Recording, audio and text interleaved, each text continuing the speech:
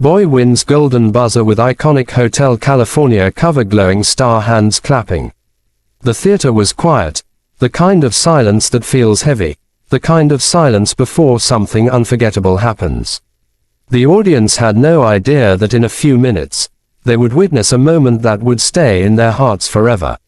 The judges leaned forward, curious, waiting for the next contestant. A boy stepped out onto the stage, his hands shaking, his heart pounding, his eyes filled with both fear and determination. His name was Daniel, and he was about to sing a song that no one believed a boy his age could ever pull off, Hotel California. Daniel wasn't a boy born into comfort. He came from a small, struggling town where people worked hard just to survive. His mother washed clothes for neighbors, his father did construction whenever he could find a job, and Daniel often helped with little chores to bring in extra money. Music was not a luxury for him, it was an escape, a lifeline. Whenever the world felt too heavy, he would pick up an old, battered guitar his father had found at a flea market and strum it, closing his eyes and letting the music carry him somewhere far away. But dreams in his town were fragile things. People didn't talk about becoming singers or stars. They talked about getting stable jobs, about survival, about keeping your head down. When Daniel told people he wanted to sing, many laughed. Singing won't feed you, they said. You'll only get disappointed. Even his own friends told him to stop dreaming so big. But Daniel couldn't. Something in his heart refused to let go of the music inside him. The first time he heard Hotel California, it was on an old radio that crackled in his neighbor's garage. The melody wrapped around him like magic, and the lyrics felt like a mystery waiting to be unlocked. He played it over and over until the tune was etched into his soul. He didn't just memorize the words, he felt them. Every note became a part of him. Still, singing it in front of the world seemed impossible. That song was iconic, untouchable, and Daniel was just a poor boy with no training, no fancy stage presence, no connections. But he had something no one could take away. Pure, unfiltered passion.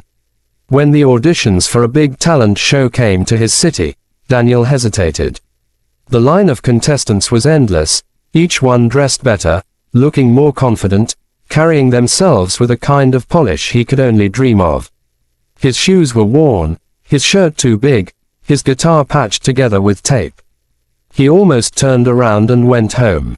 But then he remembered his mother's words that morning. Even if the world doesn't listen, sing, Daniel. Sing, because your voice matters. Those words carried him through the doors of the audition hall. The days leading up to the big performance were brutal.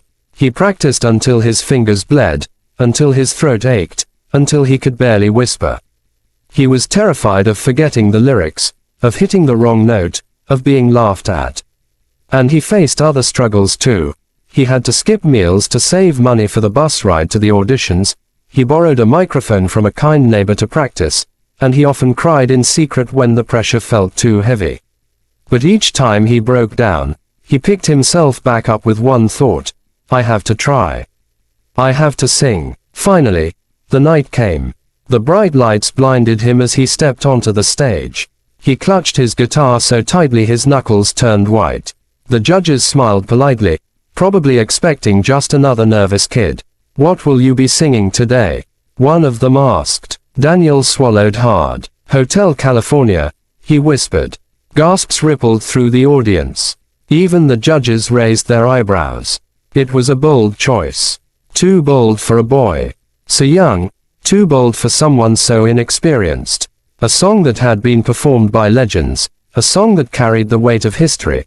How could a poor boy possibly do it justice? Then the music started. The first note left his lips, trembling but pure, and the room froze. His voice was raw, filled with emotion, not polished like a professional singer, but something deeper, something that reached into people's hearts. He sang like a boy who had lived every word, like someone who had walked through struggles and found beauty in the pain.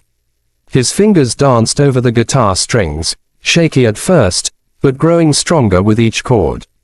By the second verse, the audience leaned in.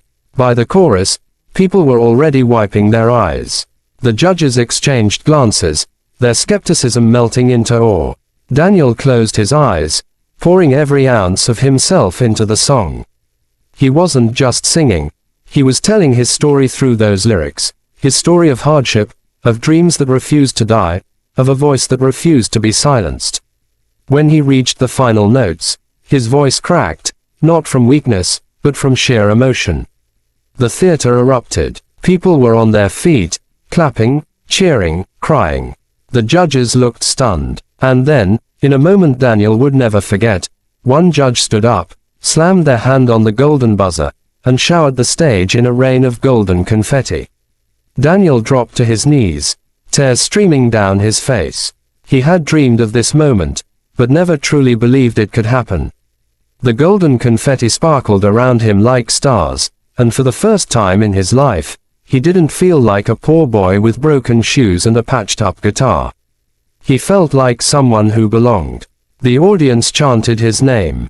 His mother, watching from the crowd, cried openly, her hands pressed to her chest.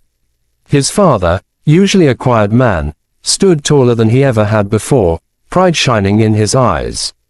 For them, this wasn't just a performance, it was proof that dreams could rise even from the hardest soil. After the show, reporters asked him how he did it. Daniel's answer was simple: I just sang from my heart. I sang because music is the only thing that kept me alive when life was too hard. And tonight, I wanted to give that life back to everyone who listened. But the journey didn't end there. Winning the golden buzzer didn't erase his struggles. He still faced doubts, still had moments when the pressure threatened to crush him. But now, he carried something powerful with him, the memory of that night, the sound of people cheering, the sight of golden confetti falling like hope from the sky. Daniel's story became more than just a performance. It became a reminder to millions of people watching that you don't need to be perfect, you don't need to be rich, you don't need to come from privilege to touch hearts. You just need the courage to stand up, to share your voice, to refuse to let fear silence you. Answer: the boy who once thought his dreams were impossible became a symbol of possibility. His cover of Hotel California was not just a song.